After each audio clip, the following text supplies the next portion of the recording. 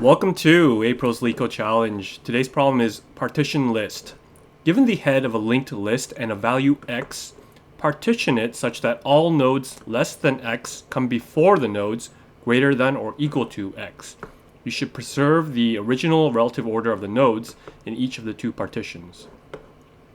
So pretty self-explanatory. If we had the number 3, what we want to do is go in order here and get all the values that are less than 3 in front in that order, and afterwards all the values that are greater or equal to 3 also in order afterwards. So here we can see 1, 2, 2 comes first, and then 4, 3, 5 comes next. So if this was like a regular list, how would we do it? If it wasn't a linked list, it'd be fairly simple, right? We would go through our entire list and create two lists here, probably append the ones that are less than 3 into this list, and then the ones that are greater or equal to 3 here, and whatever we get at the very end, we are going to let's see, 4, 3, 5, I think, and then 1, 2, 2, something like that, and then we take our 1, 2, 2 or append this part, extend this list with 4, 3, 5 here, and that's going to give us the same order that we expect here.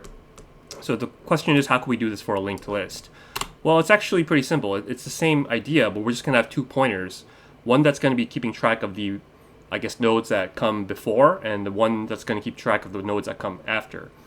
So to take care of that, what I'm going to do is have two pointers and two dummy nodes. One that points to the head of the first, and one that points to the head of the one that comes after. And I also need a current pointer. I'll call that C1. This will just be a dummy node. We'll just say list node 0. And same thing here. We'll say this dummy pointer D2 points current pointer 2 equals list node 0. So we already know that we're going to be going through this whole list here. We have to. So while there's a head, we know that we'll say head goes next like this. What's the condition? Well, basically, if this value is less than x, then we want to add it to our first pointer, right? So if head.value is less than x, we are going to add to our C1.next is going to equal whatever we're at here, and then we'll move our C1 pointer ahead. C1 equals C1.next. Otherwise, we'll do the opposite. We'll say C2.next equals head, and then move our C2 pointer ahead. So that's simple enough. Now we have these current pointers pointing at the ends of both our partitions, right? But one thing to note, we have to make our C2.next, we got to make that equal to none, because it's possible that this 2 here afterwards is pointing to something before, that comes before, like this. So we got to make sure that that last one also points to none. So we'll make sure we do that.